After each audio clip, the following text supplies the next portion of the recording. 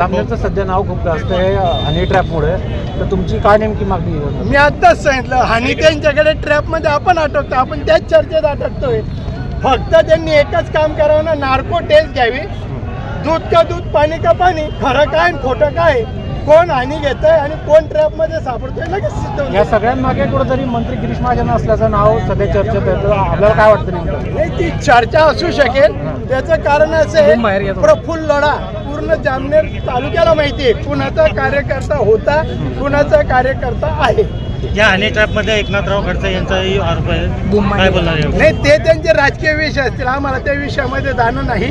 आम्हाला आज फक्त शेतकरी आणि शेतकरी हाच महत्वाचा विषय. महत्वाचा विषय म्हणजे शेतकऱ्याचं कर्जमाफी.